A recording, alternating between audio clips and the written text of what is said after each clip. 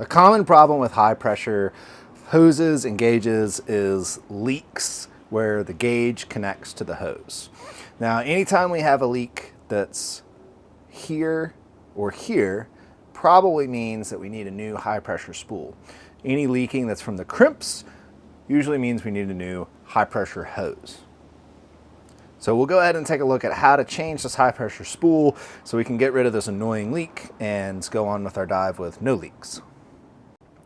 So it doesn't matter what kind of dive we're doing. We don't want our high pressure hose leaking, even if it's not going to end up wasting a lot of gas. It's annoying and it could get worse. We want to make sure that we don't have any leaks. So having a couple extra high pressure spools already with O-rings on them on hand is a great idea.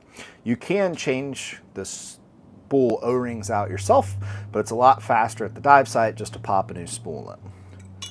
So to start, use your 2 wrenches to get this loose.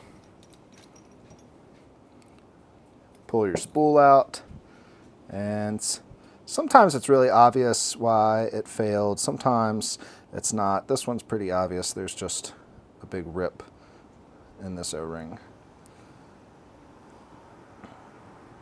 So we'll set that one aside. We'll eventually end up changing those O-rings and keep that in the spares kit. But I've got a new high pressure spool here ready to go. We'll toss a very light amount of lubricants on the O-rings. These O-rings move as the high pressure hose swivels, so they need a small amount of lube. Just like anything else, a light coating so it shines, not too much on there, otherwise it attracts dirt and dog hair and stuff like that. We'll pop that sucker in, spin the gauge on, and then tighten the gauge in place.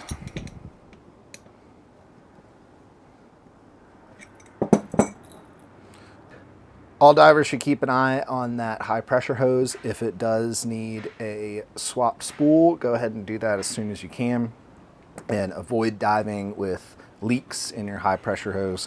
Tech divers have a bunch of these on hand because you're going to be changing them on your stage tanks, and the same applies for hoses. Especially short high pressure hoses tend to go pretty quick, so having a couple of those spares on hand is a good idea too. So hopefully that helps. If you've got a high pressure hose leak, now you know how to swap that spool. It's super easy. So thank you for watching.